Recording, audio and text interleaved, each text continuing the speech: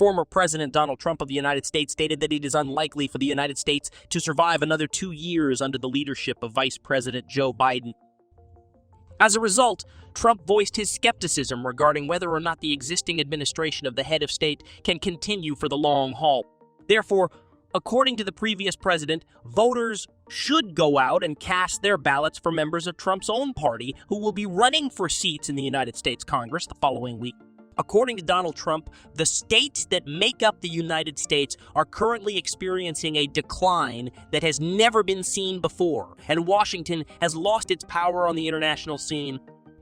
In addition, the former leader of the United States believes that no one respects the country at the present time. Next week, residents in the area surrounding the United States Capitol will have the opportunity to voice their opinions over the performance of the administration of Joe Biden. The outcome of the midterm elections on Tuesday will determine whether or not Democrats will continue to dominate Congress. Actor Selassie joins us now live from Washington with his thoughts and commentary. The outcome of the midterm elections will influence what the next 2 years of Vice President Joe Biden's term will be like. With only a few days left until the election, he gave a speech the other night in which he raised the stakes by warning people that the election will determine the course of the future of democracy in the United States. Walk us through that step by step. Indeed, this is a message that the President of the United States has delivered to us in the past. In September of this year, he was making a statement quite similar to this one in Philadelphia. And once more, we heard him repeat it last night that former President Donald Trump was truly to blame because he refused to recognize the results of the election and said that the election was stolen. He also discussed how this contributed to the attack that took place on January 6th, as well as how the cracks have continued to expand, how conspiracy theories continue to propagate online, and how there have been attacks both online and in person. We heard him talk about voter intimidation and political violence, and he really began this speech by talking about the attack that took place on the husband of the Speaker of the House of Representatives, Nancy Pelosi, a week ago. And of course, this pertains to the individual known as David Popp, who, according to the police, broke into their house and attacked Paul Pelosi with a hammer. Based on what the police believe are comments made by the accused as well as his past, we've been informed by the police that the attack in question was politically motivated. That was what Vice President Biden was talking about. But then again, he brought it back to the midterm elections and really talked about the fear surrounding the people that are running in this election. Some of the people running in this election, and specifically talking about the election deniers. But then again, he brought it back to the midterm elections. Listen carefully to what he has to say. It is projected that there will be more than 300 people who refuse to acknowledge the results of elections running for office across the United States this year. We are unable to turn a blind eye to the fact that the effect that this is having on our nation is one that is detrimental. It is damaging in addition to being corrosive. Also, I want to make this perfectly obvious. This has nothing to do with me. It is about each and every one of us. Therefore, he has decided to center his attention on this danger to democracy. However, the fundamental question that needs to be asked right now is whether or not that particular message is going to resonate with voters. We are aware of the fact that if you look at the polls, voters are not thinking about that particular issue. The state of the economy and the rate of inflation are currently in the forefront of their minds. And John, the Vice President of the United States, did not spend much time talking about that last night.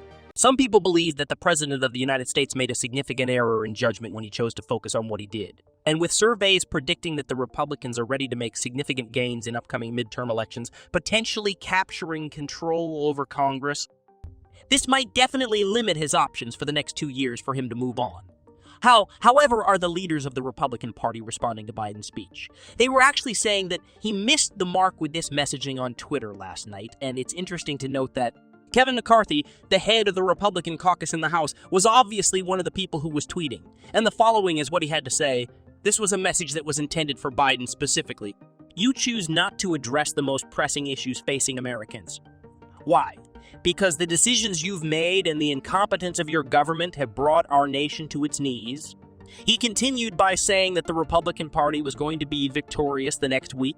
The leader of the Republican caucus in the Senate, Mitch McConnell, then sent out a tweet in which he stated that President Biden is desperate to change the subject from inflation, crime, and open borders. Now he is arguing that democracy is only successful when his party is in power.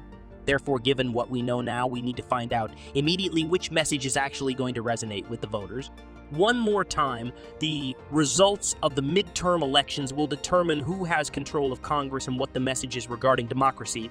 The one that voters are going to pay attention to, or some of the other topics that voters have indicated they are worried about during this particular election cycle.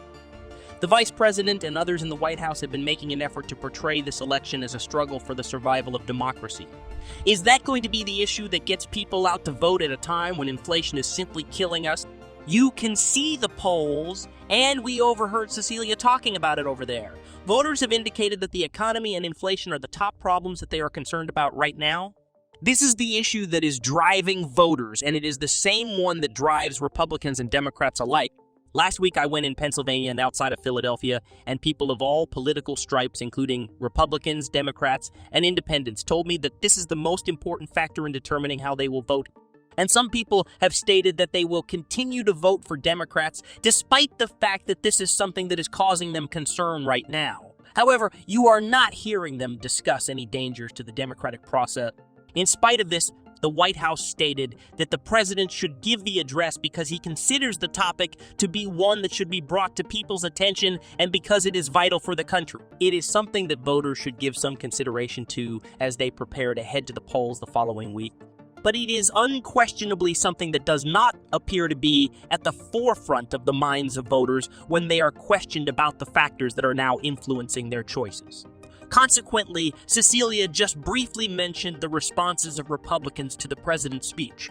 They are claiming that this is completely off the mark at the moment and that Joe Biden and the Democrats are not paying attention to the issues that are important to voters.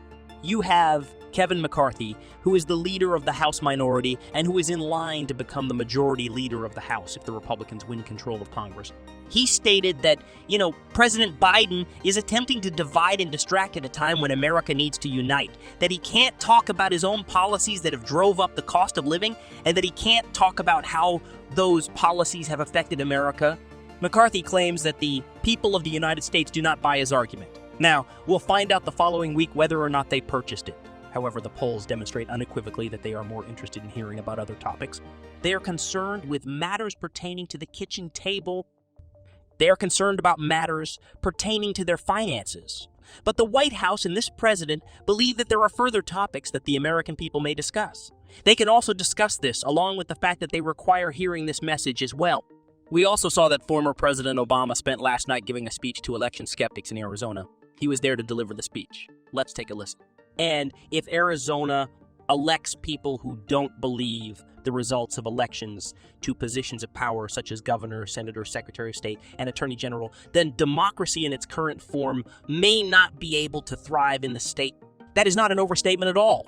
That is a verifiable fact. Let's discuss the stakes for Democrats in Arizona's upcoming election, shall we? And is there anything that President Obama's presence and his stern remarks there can do to change the situation? On a number of these battleground states, the Obama campaign is putting a lot of stock in the possibility that President Obama may help them pull out a victory. He's been out on the campaign trail working the pavement quite diligently, and he has been successful in drawing large crowds.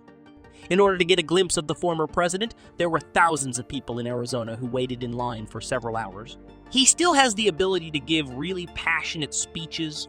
Therefore, they are keeping their fingers crossed that he will be able to provide the Democrats with a little bit of an extra boost right now and help candidates like Mark Kelly and Katie Hobbs win their races for governor and the Senate in Arizona, which are both very close contests. However, that message that he was trying to get over to the candidates out in Arizona, Kira, was extremely specific to them.